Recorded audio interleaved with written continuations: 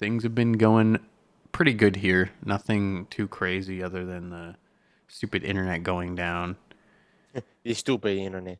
Yeah. I was able to increase, I guess, my PR on bench this week. So I am Mm. stoked about that. Poppy, it's the 30-day Turkesterone results you got there. What's funny is I actually took some Turkesterone. I took my last dose of it. And yeah, you can't. Well, I mean, let's go into it because Hey. the Turkesterone shit, it's it's just overblown, man. I mean, I've taken two whole bottles of it, and can't say it's really helped in any significant way. I think it's just truly progression. If you're focusing on progression because you're expecting progression, then you're going to progress. And I think it's kind of placebo in that aspect with the whole Turkesterone because what I've seen, at least what intrigued me into at least trying it, was these people saying, well, the strength gains. That's really the benefit. And I just don't know if it's true. Number one, the dosage, it's going to be expensive as hell because let me pull out my capsule here actually, or the bottle here. So I think we've I mentioned this to you maybe off the podcast, but they say 500 milligrams. But in order to actually get 500 milligrams, you're going to have to take, I believe, 4 capsules. And it's just how things are standardized into 10% actual turkesterone. And for me, I would absolutely trust the Gorilla Mind product more so than any of the others out there, but still, negligible benefits. I don't think it's going to work. And through some of the things I've seen, there's actually been people that have talked about way old, like way in the past with bodybuilding. Turkesterone had came up as one of the things people had thought about taking. And then it just fizzled out because no one essentially got results. So it's just skipped a couple generations and I think it's back and it's just a money grab. But is there anything you've heard about Turkesterone or anything? Like, what do I've, you think of it from your perspective? when I first heard of it, I didn't really think too much about it. I heard about it from the one reliable source that I did hear about it. A lot of the people in the circle that I follow, besides How to TRT, hasn't mentioned it yet, but everyone else that I follow in the nutrition space, especially Nutrition Library, he mentioned it. He talks about its benefits, as well as Jesse James West, bodybuilder guy that's on YouTube, younger kid. He was talking about it, about his journey. He also is sponsored by um, Gorilla Mind. So he is someone that may have a little bit more skin in the game than someone like Nutrition Library. But it seemed interesting at first because these people that I usually learn things from um, talked about this product and promoted this product, which I've never heard of before.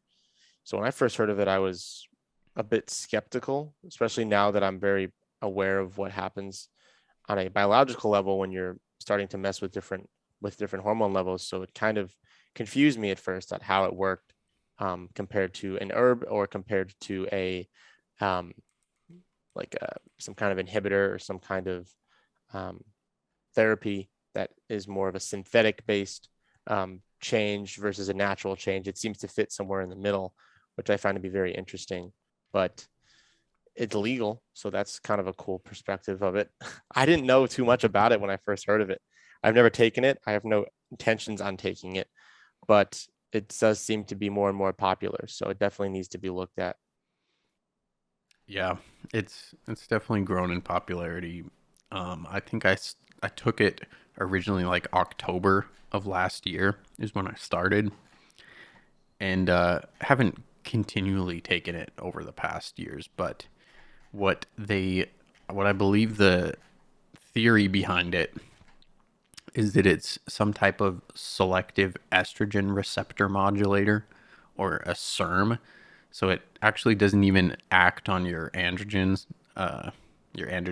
receptors, which is what I think Derek from More Plates, More Dates mentions, is in order to kind of maybe sell it perhaps to women a bit more, because women are looking to, of course, make gains, but they don't want their androgen receptors to be activated, because then that, of course, leads to the secondary sex characteristics kind of on the up and up, which most women may not want.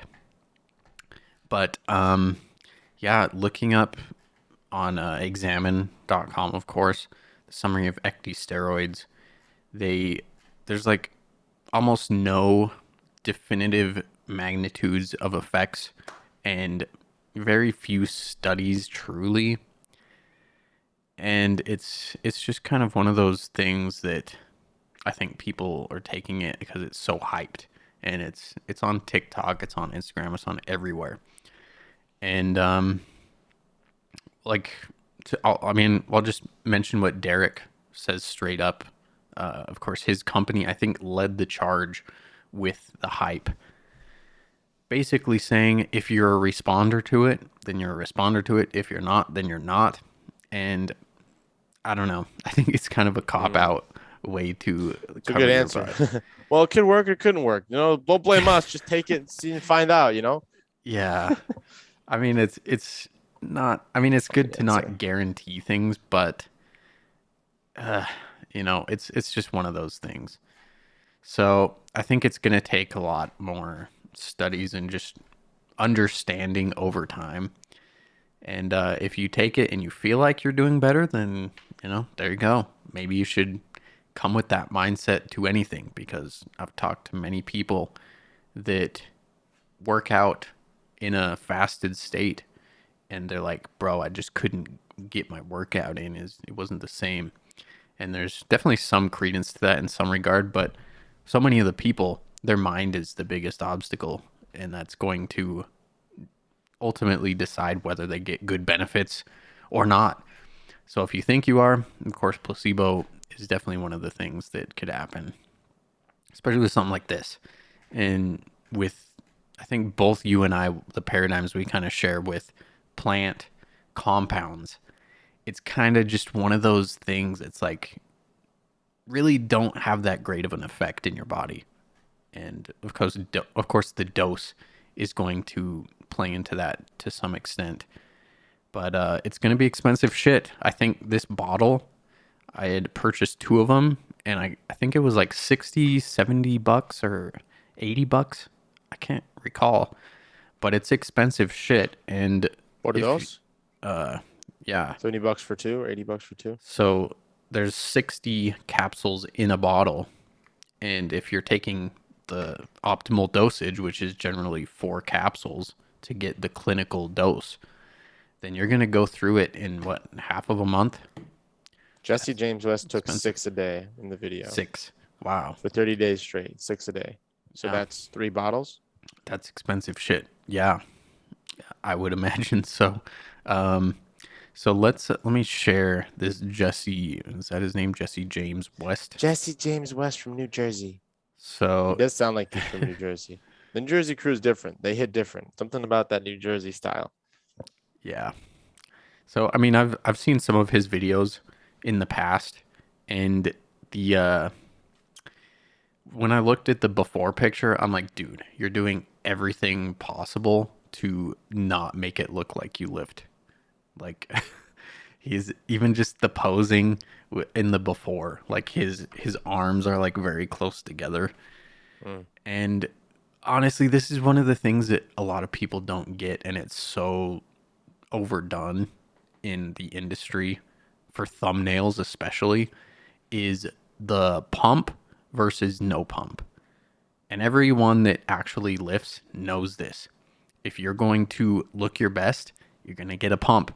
That's just frankly it. And he goes to the fullest extent. On the left here, the day one, very closed in pose versus the freaking lat spread with the pumped chest, the pumped delts, the pumped traps a little bit even, it looks like, biceps, everything.